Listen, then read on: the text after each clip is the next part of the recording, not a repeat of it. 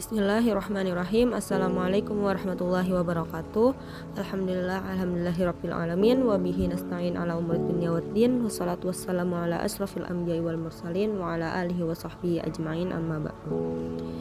Di sini saya akan mempresentasikan sirah nabawiyah yang berjudul Membangun Ka'bah dan mendapatkan gelar Al-Amin.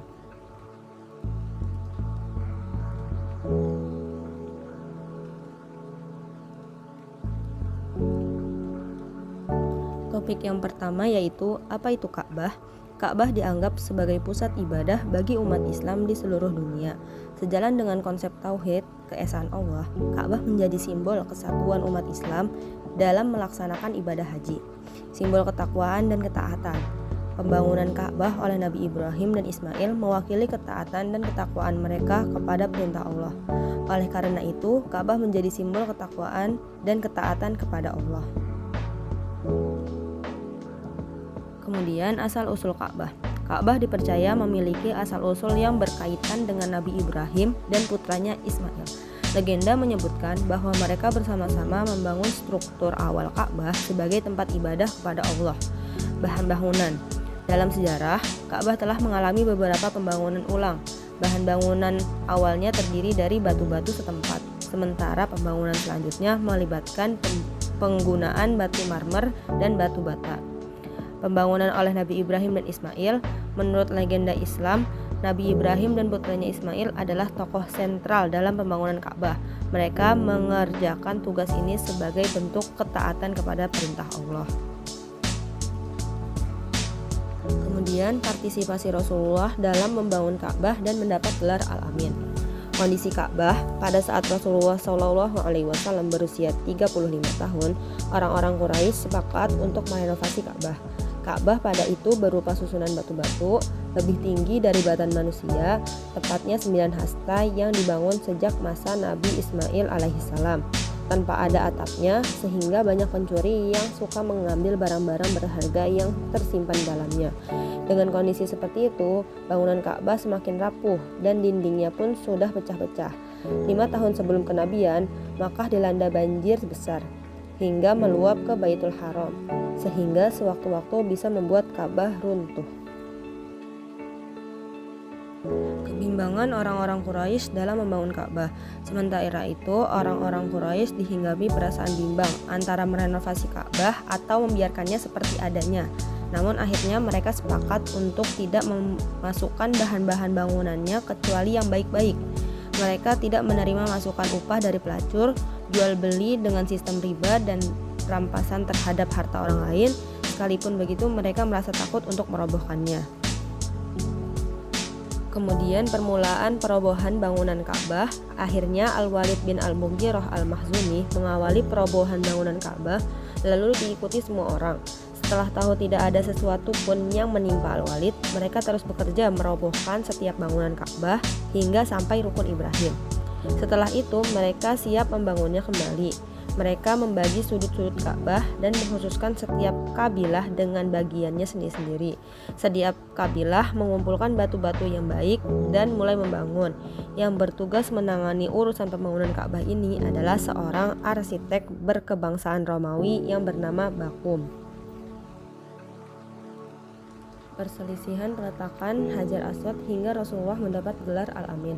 Perselisihan ini berlangsung selama 4 hingga 5 malam dan hampir mengakibatkan terjadinya pertumpahan darah. Bani Abdiddar telah menghampiri mangkuk berisi darah dan bersama Bani Adi berikrar siap mati seraya memasukkan tangan-tangan mereka ke dalam mangkuk berisi darah. Sementara itu, suku Quraisy bersikap menunggu dan melihat apa yang terjadi tanpa mengambil tindakan.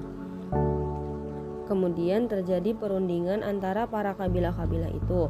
Umayyah bin Al-Mughirah Al-Makhzumi yang memberi usulan untuk menghindari perang saudara, yaitu menyerahkan keputusan pada orang yang pertama kali masuki Masjidil Haram. Usulan sesepuh Mekah itu diterima, dan rupanya orang yang memenuhi kriteria itu adalah Rasulullah Muhammad SAW. Mengetahui bahwa orang yang akan memberi keputusan adalah Muhammad SAW, orang-orang berteriak, "Inilah Al-Amin, kami rela, inilah Muhammad." Kondisi Ka'bah setelah renovasi di masa Rasulullah SAW. Orang-orang Quraisy kehabisan dana dari penghasilan yang baik, maka mereka menyisakan di bagian utara kira-kira 6 hasta yang kemudian disebut Al-Hijr atau Al-Hatim. Mereka membuat pintunya lebih tinggi dari permukaan tanah agar tidak bisa dimasuki kecuali oleh orang yang memang ingin melewatinya. Setelah bangunan Ka'bah mencapai ketinggian 15 hasta, mereka memasang atap dengan disangga 6 sendi. Kemudian kondisi Ka'bah setelah renovasi di masa Rasulullah SAW. Yang pertama, setelah jadi, Ka'bah itu berbentuk segi empat yang ketinggiannya kira-kira mencapai 15 m, panjang sisinya di tempat Hajar Aswad dan sebaliknya adalah 10 x 10 m. Yang kedua, Hajar Aswad itu sendiri diletakkan dengan ketinggian 1,5 m dari permukaan pelataran tempat tawaf. Sisi yang ada pintunya dan sebaliknya setinggi 12 m. Adapun pintunya setinggi 2 m dari permukaan tanah. Kemudian yang terakhir, di sekeliling luar Ka'bah ada pagar dari bagian bawah ruas-ruas bangunan. Di bagian tengahnya dengan ketinggian 1/4 m dan lebarnya kira-kira 1/3 m. Pagar ini dinamakan Asyadzarawan. Asal-usul gelar Al-Amin. Gelar Al-Amin berasal dari bahasa Arab dan memiliki arti yang aman dan jujur. Gelar ini tidak hanya merupakan sebutan umum, tetapi juga menjadi gelar khusus yang diberikan kepada Nabi Muhammad SAW. Asal-usul gelar Al-Amin terkait erat dengan kehidupan Nabi Muhammad sebelum beliau menerima wahyu. Nabi Muhammad dikenal sebagai sosok yang memiliki sifat kejujuran, amanah, dan integritas yang tinggi di tengah-tengah masyarakat Mekah. Beliau dihormati sebagai orang yang dapat dipercaya dan jujur dalam segala urusan.